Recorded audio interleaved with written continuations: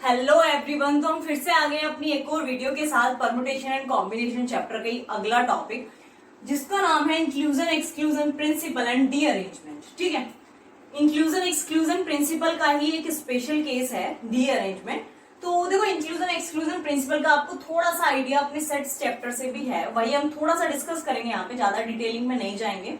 Main हमारा आज का जो कॉन्सेप्ट है दैट इज डी अरेंजमेंट। ठीक, ओके ओके। तो देखो, इंक्लूजन एक्सक्लूजन प्रिंसिपल क्या होता है। मान लो एक क्लास है जिसमें कुछ बच्चे मैथ्स पढ़ते हैं, कुछ बच्चे फिजिक्स पढ़ते हैं। ठीक है, इस तरह से ये पूरी, और इसमें A is a set of students that study maths. Okay, उधर बी जो है the number of students that study what physics. Okay, तो अगर आपसे बोला जाए कि आप वो वाले ये वाला पोर्शन फाइंड करो, ये वाला पोर्शन,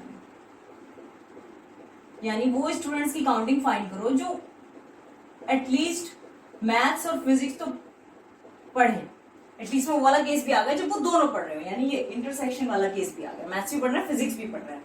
तो ये क्या होगा, this is n A union B. ठीक है, तो इसे कैसे फाइंड करोगे, आप क्या करो ना, इस वाले पोर्शन को एक्सक्लूड कर लो, ये पूरा ए एक्सक्लूड करो, तो इसमें आपको ये वाला पोर्शन भी इंक्लूड सॉरी नॉट एक्सक्लूड, तो आप क्या करो ना, एन ए, ये पूरा सेट, इसमें कितने स्टूडेंट्स है वो फाइंड कर लिया, दिस इज एन ए। तो इसमें ये वाला पोर्शन भी काउंट होगा और ये वाला पोर्शन भी तो आ गया ना। ठीक है, यहां तक पूरा ए, यहाँ पे भी आ रहा है। अब उधर उसी तरह अगर आप एन बी फाइंड करो तो दिस इज व्हाट, ये वाला पोर्शन और ये वाला पोर्शन। तो आप क्या देख रहे हो कि आपने ए इंटरसेक्शन बी, ये वाला जो पोर्शन है ए इंटरसेक्शन बी, इसको क्या है आपने दो बार काउंट कर लिया है, तो ये तो आपने एक्स्ट्रा काउंटिंग कर ली है। तो आप क्या करोगे, आप इसे एक्सक्लूड करोगे, एक बार आपको हटाना पड़ेगा ए इंटरसेक्शन बी, तो minus n A intersection B, यानी आपने ये एक बार डॉट हटा दिया। समझ आया कैसे करा। तो आपने कुछ चीजें इंक्लूड करी, जब आपने देखा कि अरे ये तो ज्यादा हो गया, तो आप उसमें से कुछ एक्सक्लूड कर रहे हो। ठीक है, समझ आया। उसी तरह अगर आप 3 सेट के लिए देखना चाहो, 3 सेट्स है हमारे पास, ऐसे समझ लो क्लास में बच्चे मैथ्स पढ़ रहे हैं, फिजिक्स पढ़ रहे हैं और कुछ केमिस्ट्री पढ़ रहे हैं, ये पूरा ऐसे है। सो ये है कि जो बच्चे मैथ्स पढ़ रहे हैं, ये है जो बच्चे फिजिक्स पढ़ रहे हैं, और ये जो बच्चे केमिस्ट्री पढ़ रहे हैं। ओके, तो आप ये वाला पोर्शन कैसे फाइंड करोगे, पूरा portion n of A union B union C. इसे फाइंड करने के लिए क्या करोगे आप पहले क्या करो ना, एन ए पूरा काउंट कर लो, ये पूरा ए में ए के एलिमेंट्स फाइंड करो, तो क्या होगा, ए में कितने, ये वाला पोर्शन भी आएगा, ये वाला पोर्शन भी आएगा, और ये वाला पोर्शन भी आएगा, ये भी आ जाएगा, सब आएगा। ठीक है ना। ठीक है, अब की बार आपने क्या करा, एन बी, सेट बी के एलिमेंट्स की काउंटिंग करी, तो ये भी, ये वाला पोर्शन भी इंक्लूड हुआ, ये वाला भी हो गया, ये वाला भी हो गया, और ये वाला भी हो गया। ठीक है, और अब की बार क्या करो आप, सी, ये सी सेट है, इसकी काउंटिंग करो, इसमें कितने एलिमेंट्स हैं, तो इसमें ये वाला पोर्शन भी आ गया, ये वाला भी आ गया, एक ये वाला भी आ गया, और ये वाला भी आ गया।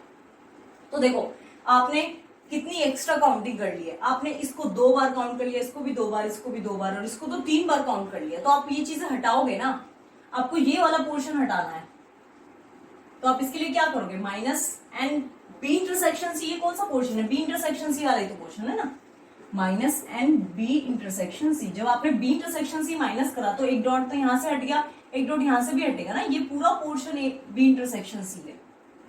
ठीक है, अब की बार आप क्या करो, आपको ये एक डॉट हटाना है, ये एक्स्ट्रा है, तो इसके लिए क्या करोगे आप, एक ए इंटरसेक्शन सी को माइनस करोगे इसमें से, तो आपने क्या करा, ये वाला डॉट हटा दिया, अब ए इंटरसेक्शन सी में ये वाला पोर्शन भी तो आ रहा है, इसमें से भी एक डॉट हटा दिया। समझ आया। आपको बार क्या है, आपको ये 2 डॉट है यहाँ पे, ये एक रिमूव करना है, तो आप क्या करोगे, minus n A intersection B, तो आपने क्या ये एक डॉट हटा दिया, और आपने ये वाला भी एक डॉट हटा दिया, ये पूरा था ना इंटरसेक्शन भी। ठीक है, तो देखो आपने सब कुछ हटा दिया, अब ये तो सेट हो गए, यहाँ तो एक एक डॉट, लेकिन आपने क्या देखा कि यहाँ तो अब एक भी डॉट बचा ही नहीं है, ये तो आप मतलब ये तो पूरा पूरा आपने एक्सक्लूड कर दिया, इसको तो रखा ही नहीं पिक्चर में। तो आप क्या करोगे, इसे एक बार इंक्लूड करोगे, and this is what, n of A intersection B intersection C. तो यानी एक बार आप बी इंटरसेक्शन इसे ऐड कर दो। समझ आया? तो आप क्या कर रहे हो, इंक्लूड कर रहे हो, देख रहे हो आपने ज्यादा इंक्लूड कर दिया तो आप कुछ एक्सक्लूड कर रहे हो। ठीक है, गॉट इट? ओके, ये चीज अच्छे से क्लियर है। आप उसी तरह अगर आप 4 सेट्स हों के लिए भी निकाल सकते हो, 5 हो 6 हो, ये चलता रहता है। ठीक, तो इस पे बेस्ड एक क्वेश्चन करते हैं, फिर अपना अगला जो मेन टॉपिक है डी अरेंजमेंट, उस पर मूव करेंगे।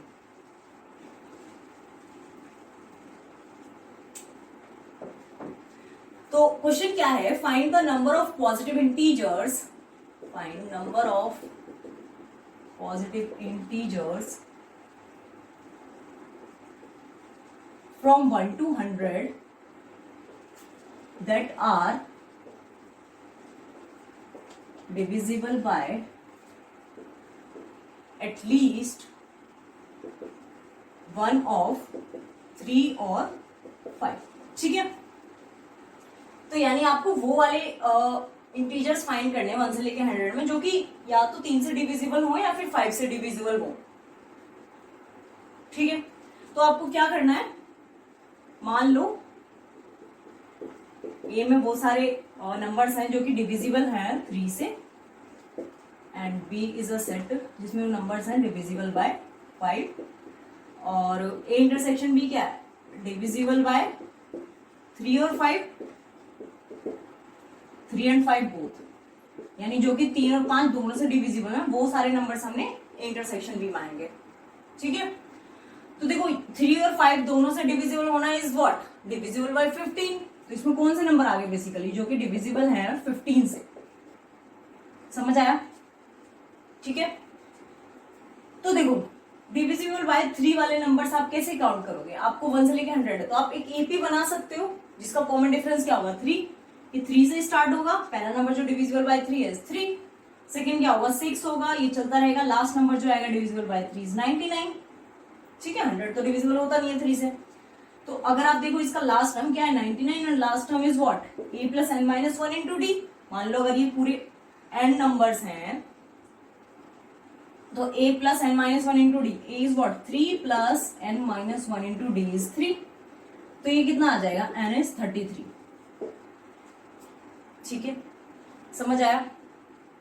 ठीक है, इसको डायरेक्ट भी करते हैं, अगर आप 100 को 3 से डिवाइड करोगे और उसका ग्रेटेस्ट इंटीजर ले लोगे तो वो भी क्या होगा, नंबर्स डिविजिबल बाय 3 आ जाएंगे 1 से लेके 100 तक के। ठीक है, तो अगर आप देखो, अगर आपको डिविजिबल बाय 5 वाले नंबर्स काउंट करने हैं तो वो कितने होंगे, 100 को 5 से डिवाइड करो और उसका ग्रेटेस्ट इंटीजर ले लो, दिस इज 20, का ग्रेटेस्ट इंटीजर इज 20। अब अगर आपको डिविजिबल बाय 15 वाले नंबर्स काउंट करने हैं तो वो कितने होंगे, 100 को 15 से डिवाइड करो और उसका ग्रेटेस्ट इंटीजर ले लो, दिस इज 6 पॉइंट समथिंग, तो ये क्या आ गया, 6 ही आ गया हमारा। ठीक, तो देखो अगर आपको एन ए यूनियन बी तो निकालना है, यहाँ पे n A union B is what, n A plus n B minus n A intersection B.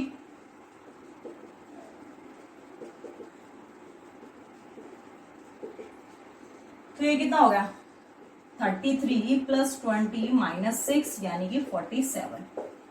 ठीक है, समझ आया अच्छे से? तो ये है इंक्लूजन एक्सक्लूजन प्रिंसिपल। अब अपना मेन जो टॉपिक है दैट इज डी अरेंजमेंट, उसकी तरफ मूव करते हैं। ज्यादा डिटेलिंग में हम नहीं जा रहे हैं क्योंकि ये सब सेट का पोर्शन है, ज्यादा सेट में भी आप पढ़ते हैं इसे, यहाँ पे इसलिए पढ़ाया गया ताकि आप डी अरेंजमेंट को समझ पाओ। तो देखो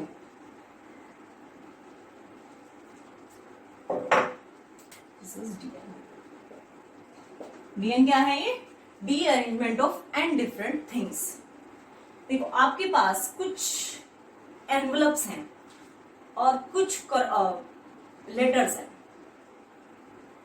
हैं और उनकी कॉरस्पॉन्डिंग एनवलप्स हैं, और आपसे बोला गया है कि आप इनको इस तरह से अरेंज करोगे, मतलब कोई भी लेटर अपने करेक्ट एनवलप में ना जाए। ठीक है, लेटर 1 है उसके कॉरस्पॉन्डिंग हमारे पास एनवलप 1 है, लेटर 2 है उसके कॉरस्पॉन्डिंग एनवलप 2 है, उसी तरह लेटर 3 है उसके कॉरस्पॉन्डिंग एनवलप 3, ऐसे बहुत सारे लेटर्स हैं। n नंबर ऑफ लेटर्स हैं, उनके कॉरस्पॉन्डिंग n एनवलप्स हैं, और आपसे बोला जाए कि आप इस तरह से अरेंज करो लेटर्स को कि वो करेक्ट एनवलप में ना जाए, तो आपको क्या है बेसिकली उल्टा करना है अरेंजमेंट का, डी अरेंजमेंट, इसे बोलते हैं डी अरेंजमेंट, गलत तरीके से अरेंजमेंट करना, कोई भी चीज अपनी सही जगह ना जाए। ओके, समझ आया? तो derangement of n different things, इसे हम ऐसे डीएन लिखते हैं, राइट? तो देखो मान लो पहला केस कि आपके पास एक डिफरेंट थिंग है, one different thing, there is one letter and one envelope, एक लेटर है एक एनवलप है, तो कितने तरीके से डी अरेंजमेंट हो सकता है? एक लेटर एक एनवलप है, सही एनवलप में ही जाएगा, डी अरेंजमेंट तो पॉसिबल ही नहीं है कि आप गलत एनवलप में भेज दो लेटर वन को, क्योंकि एनवलप ही एक है। तो ये क्या हो गया, यानी D1 is what, 0, D arrangement है ही नहीं यहाँ पे, करेक्ट एनवलप में ही जाएगा वो। ठीक है, टू डिफरेंट थिंग्स, मान लो यहाँ पे दो लेटर्स हैं आपके पास और उनके कॉरस्पॉन्डिंग दो एनवलप हैं, एनवलप 1 एनवलप 2, तो गलत तरीके से कैसे अरेंज करो? आप क्या करो, लेटर 1 को एनवलप 2 में भेज दो, लेटर 2 को एनवलप 1 में भेज दो, यही तरीका है। तो यानी कि कितने अरेंजमेंट आ गए? और कोई तरीका है गलत तरीके से अरेंज करने का? नहीं, एक ही पॉसिबल वे है। तो यानी कि D2, derangement of two different things is what, 1। ठीक है, अब देखो उसी तरह अगर आपके पास 3 डिफरेंट थिंग्स हो, यानी आपके पास मान लो कि आपको 3 लेटर्स दिए हुए हैं और उनके कॉरस्पॉन्डिंग 3 एनवलप है, और अब अगर इन्हें आपका डी अरेंजमेंट फाइंड करना हो, कितने डी अरेंजमेंट पॉसिबल है? तो देखो आप क्या कर सकते हो, आप लेटर 1 को एनवलप 3 में भेज सकते हो, ठीक है, और लेटर 2 को एनवलप 1 में भेज दो, लेटर 3 को एनवलप 2 में भेज दो, तो ये क्या होगा, डी अरेंजमेंट हो गया, कोई भी सही एनवलप में नहीं गया है कोई भी लेटर। ओके, एक और भी तो तरीका है ना, आप क्या करो इस बार आप लेटर 1 को एनवलप 2 में भेज दो, ठीक है, ये भी एक तरीका है, और लेटर 3 को एनवलप 1 में भेज दो, लेटर 2 को एनवलप 3 में भेज दो, ये भी एक पॉसिबल वे है, इसमें भी कोई भी लेटर अब अपने सही एनवलप में नहीं गया है। समझ आया? और कोई तरीका पॉसिबल है? आई थिंक और कोई तरीका यहाँ पे पॉसिबल नहीं है, तो यही हमारे सब तरीके हैं। तो कितने पॉसिबल वेज आए? 2, यानी D3 is what, D arrangement of 3 different thing is 2। समझ आया? अब देखो आपके पास क्या है, 4 डिफरेंट थिंग्स हैं,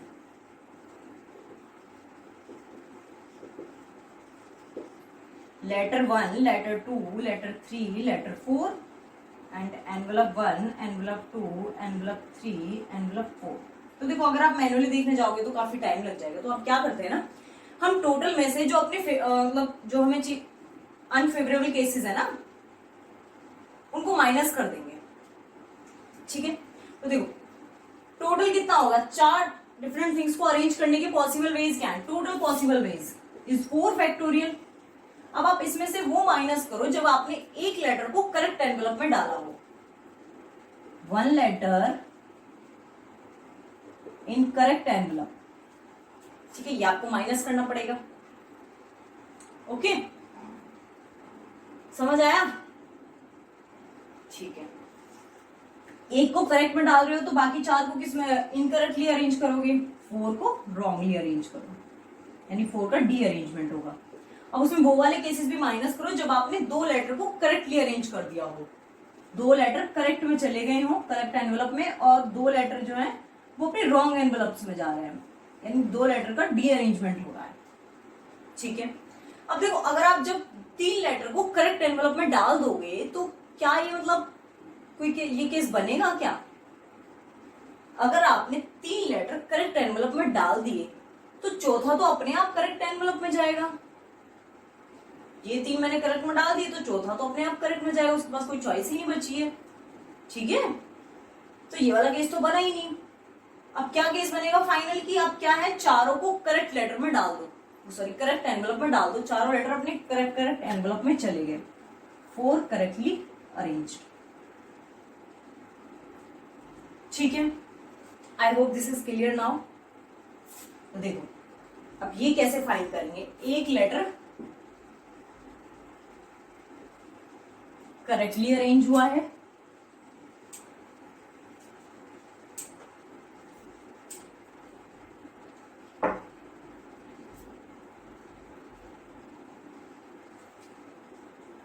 तो देखो यहाँ पे ये क्या आ गया, दिस इज 4 फैक्टोरियल माइनस एक लेटर, कोई भी एक लेटर करेक्ट एनवेलप में गया, तो आप क्या करो, पहले तो 4 लेटर में से एक लेटर करेक्ट सेलेक्ट कर लो। तो दिस इज 4C1, एक लेटर मैंने सिलेक्ट कर लिया और उसे करेक्ट एनवेलप में डाल दिया, ये काम मेरा हो गया। अब बाकी बचे कितने, एक लेटर करेक्ट में डाला था ना, तो 3 रॉन्ग में जाएंगे, नॉट 4, 3 रॉन्ग एनवेलप्स में जाएंगे। अब देखो 3 का आप क्या कर रहे हैं, आप 3 को रॉन्गली अरेंज कर रहे हो, तो यानी कि 3 लेटर्स का डी अरेंजमेंट कर रहे हो, ठीक है। तो ये कितना हो गया, D arrangement of 3 different thing is what, D3। समझ आया। अब उसी तरह नेक्स्ट है, आप क्या करो, 2 लेटर्स को करेक्ट एनवेलप में डाल दो। तो आप क्या करो, 4 में से पहले 2 लेटर करेक्ट एनवेलप के लिए सिलेक्ट करो और फिर उन्हें डाल दो करेक्ट एनवेलप में। आप कितने, 2 का आपको डी अरेंजमेंट करना है, तो दिस इज व्हाट, D2, ठीक है। और माइनस आपको इस बार क्या करना है, 4 को करेक्ट एनवेलप में डालना है। तो इसके कितने तरीके हैं, एक ही तो तरीका है ना, 4 लेटर हैं, 4 को करेक्ट एनवेलप में डालो, एक ही तरीके से डालोगे, ओके, ठीक है। तो ये कितना हो गया, यानी 4 फैक्टोरियल इज 24 माइनस, और देखो डी ये कितना था, D3 इज व्हाट, ये कितना हो गया, 4 इंटू D3 कितना था हमारा, D3 इज 2, अभी हमने फाइंड किया था। और यहाँ पे 4C2 is what, 6 into D2 is 1, D2 is 1 minus 1। तो ये कितना आ गया हमारा, दिस इज 9। समझ आया ये कैसा आया, I hope this is clear. उसी तरह अगर आपको D5 फाइंड करना हो, तो वो उसमें कौन सी बड़ी बात है, वो भी तो आप फाइंड कर सकते हो ना, ठीक है, ओके, समझ आया।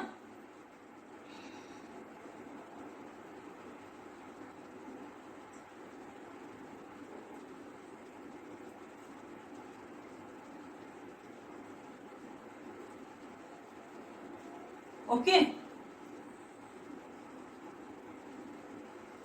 ठीक है।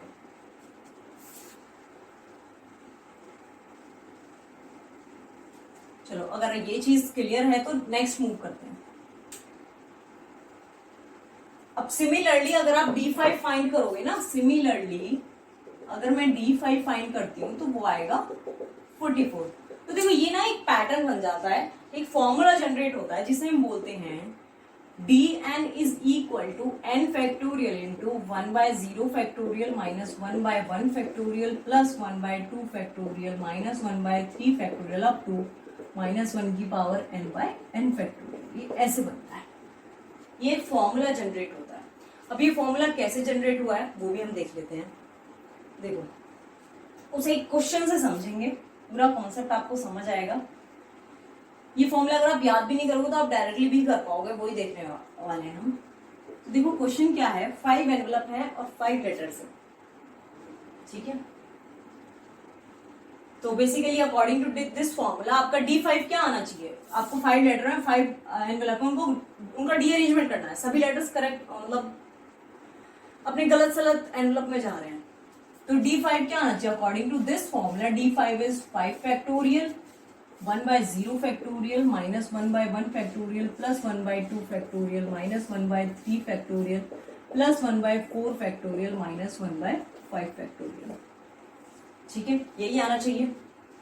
अब देखो हम पैटर्न से जाएंगे। मान लो कि there is 5 letters and 5 envelopes, तो हमें फाइंड करना है कि number of possible ways to derangement of 5 letters. इन सभी लेटर्स को आपको डी अरेंज करना। तो देखो एक केस आप क्या है ना, टोटल में से जो हमारे केसेस हैं उन्हें माइनस करने की सोचो और तब हम अपना पूरा डी अरेंजमेंट फाइंड करेंगे। जैसे हमने अपना अभी D4 निकाला था, ऐसे मान लो एक लेटर करेक्ट एनवेलप में गया, 1 लेटर इन करेक्ट एनवेलप, आपने एक लेटर को करेक्ट एनवेलप में डाल दिया, बस इतना सोचो। उसी तरह आपने 2 लेटर को करेक्ट एनवेलप में डाल दिया। तो ये कितने तरीके से डाल सकते हो आप, कितने पॉसिबल वेज आएंगे एक लेटर को करेक्ट एनवेलप में, बस ये सारा दिमाग हटा दो, एक लेटर को करेक्ट एनवेलप में डालो बस। तो आप क्या करोगे, ओके एक लेटर सेलेक्ट करो पहले तो 5 में से, आपने वो डाल दिया। अब देखो बाकी कितने बचे, 4 लेटर्स बच गए ना, तो उनका भी तो अरेंजमेंट करना है, मतलब उनको मैंने बोल दिया कि मैंने कैसे भी अरेंज कर दो, बस मैंने एक लेटर सेलेक्ट कर लिया, मैंने उसे करेक्ट एनवेलप में डाल दिया, मेरा काम हो गया। ठीक है, अब उस और बचे हुए को हम 4 फैक्टोरियल तरीके से अरेंज कर सकते हैं। समझ आया? ठीक है, अब देखो अब की बार क्या है, आपको 2 लेटर को करेक्ट एनवेलप में डालना है, तो आप क्या करो ना, 5 में से 2 लेटर सेलेक्ट कर लो और इन्हें करेक्ट एनवेलप में डाल दो। मैंने सेलेक्ट कर लिया, बाकी कितने बचे, 3 बचे, और इनका अब मैंने बोल दिया कैसे भी अरेंज करो इन्हें, मुझे मतलब नहीं है। 3 को अरेंज कितने तरीके से करेंगे हम, 3 फैक्टोरियल तरीके से। अब की बार वही 3 लेटर को करेक्ट एनवेलप में डालो, तो ये कितने तरीके से, आपने 3 लेटर सेलेक्ट कर लिए और फिर जो बचे हुए 2 बच रहे हैं उनको अरेंजमेंट कर दो, उनका कैसे भी अरेंज करो, 2 फैक्टोरियल तरीके से अरेंज होंगे, 2 डिफरेंट थिंग्स। अब क्या है, 4 letter in correct envelope, 4 letters को करेक्ट एनवेलप में डालो, तो आप क्या करो, 5 में से 4 लेटर सेलेक्ट करो, उन्हें सही अपने करेक्ट एनवेलप्स में डाल दो, और बचा हुआ एक है उसे कितने तरीके से अरेंज करोगे, 1 फैक्टोरियल तरीके से। अब क्या है, आपने 5 लेटर्स इन करेक्ट एनवेलप, ये कर दिया। तो आप क्या करोगे ना, 5 में से 5 सेलेक्ट करो, ठीक है, और बचे कितने, 0, तो 0 को 0 फैक्टोरियल तरीके से अरेंज कर दो। समझ आया? ओके, अब आपको देखो, आपको जो टोटल नंबर ऑफ अरेंजमेंट कितने हैं, कितने तरीके से आप अरेंज कर सकते हो 5 डिफरेंट थिंग्स को, 5 फैक्टोरियल तरीके से, 5 फैक्टोरियल तरीके से। ठीक है, आप इसमें से ना ये केसेस माइनस करोगे, क्योंकि ये क्या है, हमारे वो केसेस है जब एक लेटर करेक्ट में जा रहा हो, 2 लेटर करेक्ट में जा रहा हो, लेकिन हमें तो क्या है, सबको डीअरेंज करना है, सब अपने गलत गलत लेटर्स में जाने चाहिए, एनवेलप्स में जाने चाहिए। तो आपने क्या करा ना, ये वाला केस माइनस करा जब आपने एक लेटर को करेक्ट एनवेलप में भेज दिया है। क्या करा आपने, एक्सक्लूड कर दिया ये। ठीक है, अब आपको इंक्लूजन एक्सक्लूजन प्रिंसिपल यहां से समझ आएगा कैसे यहां लग रहा है। तो देखो आपने अब इसमें क्या है ना, यहाँ पे आप एक लेटर को करेक्ट एनवेलप में डाल रहे हो और बाकी आपने बोल दिया कैसे भी अरेंज कर दो 4 लेटर को, तो इसमें जो है ये 4 फैक्टोरियल में वो वाले पॉसिबल वेज भी आ गए जब आपने और भी लेटर्स को करेक्ट एनवेलप में डाल दिया होगा। ठीक है ना, मैंने तो यहाँ चॉइस दे दी थी फ्रीली कि मैंने बस एक लेटर निकाल लिया, मैंने इसे सही एनवेलप में डाल दिया, बाकी 4 को आप किसी भी तरह अरेंज करो, उससे मुझे मतलब नहीं है। तो इसमें वो वाले केसेस भी काउंट हो गए जब मैंने कुछ और लेटर्स को भी करेक्टली एनवेलप में डाल दिया होगा। ठीक है, और जबकि मुझे माइनस करना था वो वाला केस जो जिसमें एक लेटर करेक्ट एनवेलप में जा रहा हो, यहाँ पे वो वाले केसेस भी आ गए जो कि कुछ 2 लेटर करेक्ट एनवेलप में जा रहे होंगे। ठीक, तो यानी मैंने ज्यादा ही माइनस कर दिया। अब मैं क्या है, कुछ इंक्लूड करूंगी। अब मैंने ज्यादा माइनस कर दिया है, ज्यादा एक्सक्लूड कर दिया, अब मैं कुछ इंक्लूड करूंगी। यही तो था ना इंक्लूजन एक्सक्लूजन प्रिंसिपल, ज्यादा ऐड कर लेते थे फिर माइनस करते थे। तो क्या करो आप, अगला वाला यहाँ पे ज्यादा एक्सक्लूड कर दिया है मैंने, तो मैं क्या करूंगी ना, कुछ प्लस करूंगी। ठीक है, क्योंकि मैंने वो वाले केसेस भी इसमें माइनस कर दिए हैं जब 2 करेक्ट एनवेलप में जा रहे हो या 3 करेक्ट एनवेलप में जा रहे हो, कोई भी पॉसिबिलिटी हो सकती है। तो मैंने ज्यादा ही केसेस माइनस कर दिए, मुझे सिर्फ वो वाले केसेस चाहिए थे जो एक लेटर करेक्ट एनवेलप में जा रहा हो। तो मैंने ज्यादा माइनस कर दिया। अब मैं क्या करूंगी, ऐड करूंगी। अगला मैंने ऐड कर दिया 5c2 3 फैक्टोरियल। अब मैंने देखो यहाँ पे मैंने कुछ ज्यादा ही इंक्लूड कर लिया है। ठीक है ना, मैंने क्या है, ज्यादा इंक्लूड कर लिया है, क्योंकि मैं इसमें क्या है, देखो मैंने 2 लेटर को करेक्ट एनवेलप में डाल दिया है और बाकी 3 को कैसे भी अरेंज कर दिया। अब 3 में भी हो सकता है ना कुछ करेक्ट में चले गए हों, इसमें तो कोई भी पॉसिबल अरेंजमेंट है, हो सकता है और लेटर्स भी करेक्ट में चले गए, लेकिन मुझे क्या है, वही चाहिए था जो कि 2 में जा रहे हो, 2 ही करेक्ट एनवेलप में हो। ठीक है, तो मैंने क्या है कुछ ज्यादा ही ऐड कर दिया, अब मैं क्या है कुछ माइनस करूंगी। सो 5c3 2 फैक्टोरियल, यही था ना इंक्लूजन एक्सक्लूजन, कुछ ज्यादा ऐड कर लेते थे तो माइनस करते थे, एक्सक्लूड करते थे। अब उसी तरह अगला वाला क्या होगा 5c4 1 factorial and this is फिर से माइनस 5c5 0 फैक्टोरियल। ये एक बार में नहीं समझ आता है, आप दोबारा से देखिएगा और थोड़ा सा खुद से भी करने की कोशिश कीजिएगा, अच्छे से समझ आएगा। सो दिस इज 5 फैक्टोरियल, ये कितना हो गया minus 5 factorial 1 factorial 4 factorial into 4 factorial plus 5 factorial 2 factorial 3 factorial into 3 factorial minus 5 3 2 factorial plus minus, ठीक है। तो देखो जब आप इसे ये यहां से हटा देते हैं, ठीक है, ओके, यहां से ऊपर जाओ, यहां से क्या करो ना 5 फैक्टोरियल कॉमन ले लो सब में से, दिस इज 5 फैक्टोरियल। ये हम क्या निकालना चाह रहे थे, हम D5 निकालना चाह रहे हैं ना। टोटल में से हमने जो हमारे केसेस है जिनमें कुछ कुछ करेक्ट एनवेलप में जा रहे हैं वो सब हमने माइनस कर दिए हैं, ठीक है। तो 5 फैक्टोरियल कॉमन ले लिया तो ये बच्चा 1 फैक्टो, ये यहाँ कितना बच्चा 1 माइनस दिस इज ये 4 फैक्टोरियल से 4 फैक्टोरियल कैंसिल, यहाँ 3 से 3 कैंसिल, 2 से 2 कैंसिल और 1 से 1 कैंसिल, 0 से 0 कैंसिल। तो ये कितना बचा 1/1 फैक्टोरियल और ये कितना बचा 1/2 फैक्टोरियल, ये बचा 1/3 फैक्टोरियल, ये बचा 1/4 फैक्टोरियल और ये माइनस 1/5 फैक्टोरियल, ठीक है। और ये 1 लिखा हुआ है तो 1/0 फैक्टोरियल लिख दूंगी, कोई दिक्कत थोड़ी है, 0 फैक्टोरियल इज 1, ठीक है। तो आगे ना वही फॉर्मूला जो हमने यहाँ इस फॉर्मूले से जनरेट किया था D5 वही ये है, तो आप मैन्युअली भी कर सकते हो। समझ आया क्वेश्चन अच्छे से पूरा कॉन्सेप्ट। अब इस पे एक बहुत अच्छा क्वेश्चन करते हैं जो एक्चुअली जिस टाइप के क्वेश्चंस हमारे पूछे जाते हैं वैसा क्वेश्चन करते हैं। अब आपको डी अरेंजमेंट का फंडा यानी कि क्लियर है।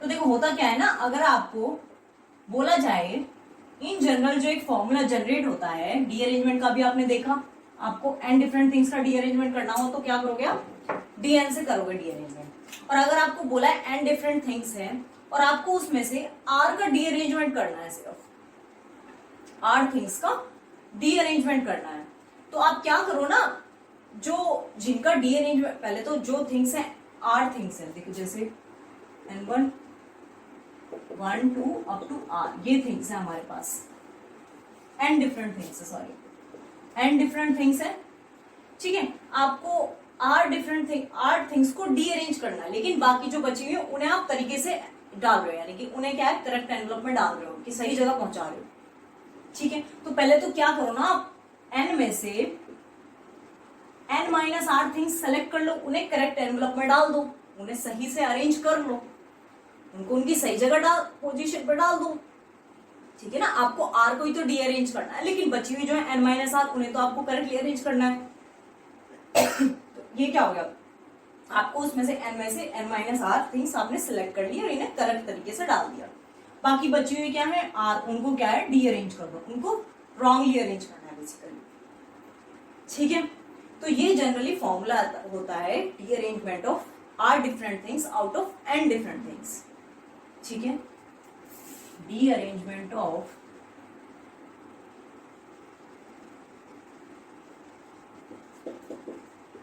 Are things out of n different things, okay got it, ठीक है। तो अब इस पे बेस्ड ये हमारा एक क्वेश्चन है, इससे हमारा सारा कॉन्सेप्ट क्लियर हो जाएगा डी अरेंजमेंट का। पहले तो लिख लो डी अरेंजमेंट क्या था। अगर आपको एन डिफरेंट थिंग्स में से आर थिंग्स का डी अरेंजमेंट करना है तो उसके लिए क्या था,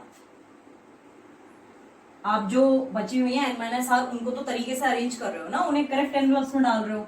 तो NC n-r पहले तो करेक्ट वालों को सिलेक्ट कर लो, जिन्हें करेक्ट में डालना है उन्हें करेक्ट में डाल दो, और बाकी जो बचे हुए हैं आर बचे हुए ना उन्हीं का तो डी अरेंजमेंट करना है, उन्हें ऐसे अरेंज कर लो। इसे आप इस तरीके से भी लिख सकते हो, NC n-r is what NCR TR, ठीक है। तो अब ये डायरेक्ट फॉर्मूले का यूज करेंगे, इतना सारा पढ़ा है हमने, फॉर्मूला जनरेट किया तो इसका यूज करेंगे ना। देखो पहला क्या दिया हुआ है, क्वेश्चन क्या है, Hitesh and his 4 friends belong to 5 different cities and are studying in Mumbai. During Diwali vacation, they want to visit their home. Find number of ways. देखो क्या दिया हुआ है, हितेश है और उसके 4 दोस्त हैं, वो मुंबई में पढ़ रहे हैं, सब अलग अलग सिटी से बिलोंग करते हैं, दिवाली की छुट्टियां पड़ी हैं, सब अपने घर जाना चाह रहे हैं। तो number of ways in which no one reaches home, कितने तरीके हैं कि जब कोई भी अपने घर ना पहुंचे। तो देखो ये उसी तरीके का है कि आपके पास एनवलप्स हैं स्टूडेंट्स को, आपके पास लेटर्स हैं स्टूडेंट्स को एज अ लेटर समझो, और उनके एनवलप्स क्या है, उनके होम टाउन है जो डिफरेंट सिटीज में, वो क्या उनके कॉरेस्पॉन्डिंग एनवलप्स हो गए। बच्चे हैं उनके कॉरेस्पॉन्डिंग उनके घर हैं, वो क्या हो गए, उनके कॉरेस्पॉन्डिंग एनवलप्स हो गए, एक तरह से लेटर के कॉरेस्पॉन्डिंग एनवलप्स हो गए। अब उनमें क्या है, आपसे बोला गया है कि कोई भी करेक्ट एनवलप में ना जाए या फिर कोई भी अपने घर ना पहुंचे। तो डी अरेंजमेंट का एक क्वेश्चन हो गया ना, तो पहले तो आप समझो कि क्वेश्चन डी अरेंजमेंट का, तो आपको क्या है कि कोई भी घर ना पहुंचे, ठीक है। तो सॉल्यूशन निकालते हैं फर्स्ट का। तो आपको सबको यानी कि 5 सभी कितने हैं, 4 उसके दोस्त हैं, हितेश है, 5 लोग हैं ना, तो 5 को डी अरेंज करना है। कितने तरीके से डी अरेंज करोगे, D5 ना, D5 तरीके से डी अरेंज करोगे। अब इसमें कोई थिंग्स है ही नहीं कि आपको किसी को अरेंज करना है, सब अब आपको सबको डी अरेंज ही करना है, ठीक है। तो this is what, 5 factorial 1 by 0 factorial minus 1 by 1 factorial 2 factorial plus minus 1 by 3 factorial plus 1 by 4 factorial minus 1 by 5 factorial. यही था ना हमारा D5। तो अगर आप इसे सॉल्व करोगे तो this will be comes out as 44। Okay, अब ये वैल्यूज याद कर लो, D1 की होती है 0 and D2 is 1, D3 is 2, D4 is 9 and D5 is 44। At least ये तो आप याद कर ही लो, इसे क्या ना आसानी होगी आपको क्वेश्चन करने में थोड़ा जल्दी। ओके, ये पहला पार्ट समझ आया कैसे हुआ, सभी का डी अरेंजमेंट कर दिया, 5 लोगों कोई भी अपने घर नहीं पहुंचा, सबको डी अरेंज कर दिया D5 तरीके, number of phases D5। Okay, अब सेकंड पार्ट डिस्कस करते हैं। सेकंड क्या है हमारा, सेकंड में दिया है कि Hitesh reaches his home but others do not reaches his home. यानी कि अब क्या है, हितेश तो अपने घर पहुंच गया है, यानी 5 में से एक लेटर करेक्ट एनवलप में चला गया है, ठीक है। और 4 जो है वो बचे हुए, वो मतलब वो अपने घर नहीं पहुंचे, यानी कि उनका क्या डी अरेंजमेंट हो रहा है, ठीक है।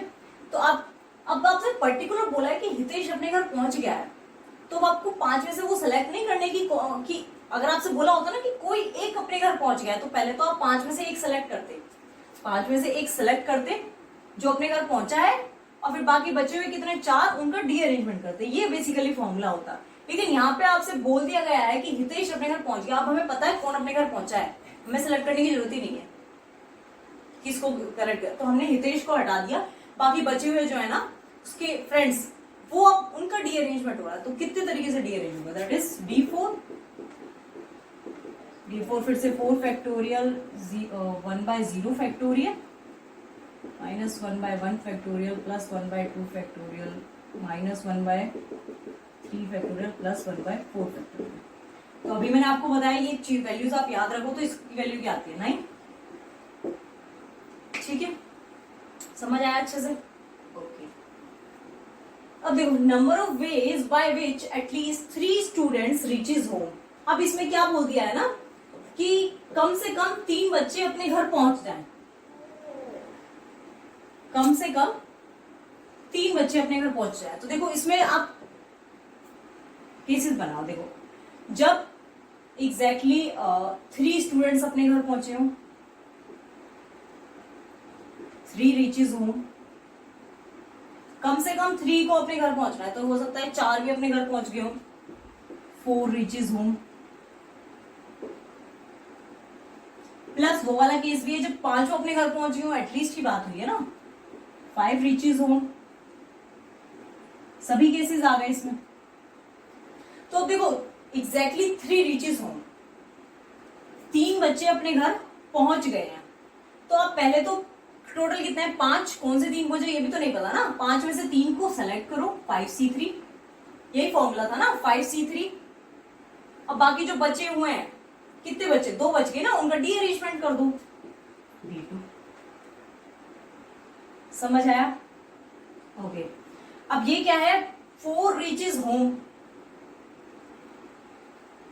4 तो अपने घर पहुंच गए हैं, मतलब पहले तो आप 5 में से 4 सेलेक्ट करोगे, कौन अपने घर पहुंच गया, उन्होंने अपने घर भेज दिया। बचे कितने, एक बचे, उसका डी अरेंजमेंट करना है। ठीक है, ओके। और ये क्या बोला है कि 5 रीचेज होम, अब क्या है, सभी अपने घर पहुंच गए हैं, तो एक ही तरीका है ना, सब अपने घर पहुंच गए हैं।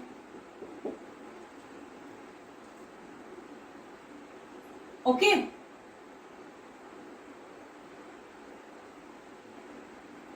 ओके, समझ आया? ठीक है। देखो वैसे भी अगर आप ये भी देखो ना, तो ये तो कैसे इसी में ये कोई नया केस तो है नहीं। अगर आप 4 को घर भेज रहे हो तो 5 एक बच्चा, तो वो तो अपने आप अपने घर ही जाएगा ना, तो इसे तो काउंट करने की ये तो मतलब कोई पॉसिबल केस ही नहीं बना कि 4 reaches home and 1 is not reaching home. जब 4 को अपने करेक्ट एनवेलप में डाल दिया है आपने, आप उनके करेक्ट घर में पहुंच गए हैं वो, तो एक बचा हुआ तो अपने उसमें ही जाएगा, उसके पास कोई और पॉसिबिलिटी बची नहीं है, तो ये तो वैसे बेसिकली अल्टीमेटली 0 ही आने वाला है। ठीक है, तो क्या हो गया हमारे पास, this is 5C3 5 factorial 3 factorial 2 factorial into D2 is what 1 plus ये कितना आएगा, D1 वैसे भी 0 होता है, तो ये हो गया 0 प्लस 1। तो आप इसे सॉल्व करोगे, this will be comes out as 11। ठीक है, समझ आया अच्छे से? ओके। अब देखो लास्ट पार्ट, देखो इसका लास्ट पार्ट क्या कह रहा है कि at least 3 do not reaches home. इस बार क्या है, 3 अपने घर नहीं पहुंच रहे, कम से कम 3 तो अपने घर नहीं पहुंच रहे। तो पहले इसमें क्या केसेस होंगे, 3 not reaches home, not reach home. एक क्या होगा कि 4 अपने घर नहीं पहुंचे हैं, 4 नॉट रीचेज होम। और एक क्या हो गया, 5 डू नॉट रीचेज होम, 5 अपने घर नहीं पहुंचे हैं। ठीक है, तो देखो 3 अपने घर नहीं पहुंच रहे, 3 नहीं पहुंच रहे तो 2 तो पहुंच रहे हैं ना। कौन से 2 पहुंच रहे हैं, 5 में से 2 सिलेक्ट करो। 3 नहीं पहुंच रहे हैं, D3 plus 4 do not reaches home, 4 अपने घर नहीं पहुंच रहे हैं, तो पहले तो 5 में से एक तो घर पहुंच रहा है ना, 5 में से एक सिलेक्ट करो। 5C1, 4 नहीं पहुंच रहे तो उनका डी अरेंजमेंट करो, D4। ठीक है, लास्ट क्या है, 5 डू नॉट रीचेज होम, यानी कोई भी अपने घर नहीं पहुंच रहा। ठीक है, तो यानी कि D5। ठीक है, करेक्ट पहुंचने वाले 0 है। अगर आप यहाँ पे 5C0 लिखते भी हो तो दैट इज नॉट, मतलब वो 1 ही हो जाएगा ना। अगर आप लिखना चाहो तो लिख लो 5C0 इंटू D5। ठीक है, समझ आई बात? यानी कोई भी अपने घर नहीं पहुंच रहा है, और डी अरेंजमेंट कितने लोग, कौन लोग अपने घर नहीं पहुंच रहे हैं, 5 लोग नहीं पहुंच रहे हैं, तो D5। और कितने लोग घर पहुंच रहे हैं, 0, तो 5C0। ठीक है, इस फॉर्मूले से अगर आप बेसिकली इस फॉर्मूले को यूज करना चाह रहे हो तो अब ये कितना आएगा, तो देख लो इसका answer, 5 factorial 2 factorial 3 factorial D3 is what 2 plus 5C1 is 5।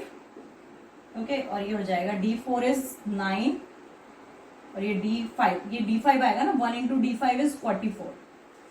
तो this will comes out as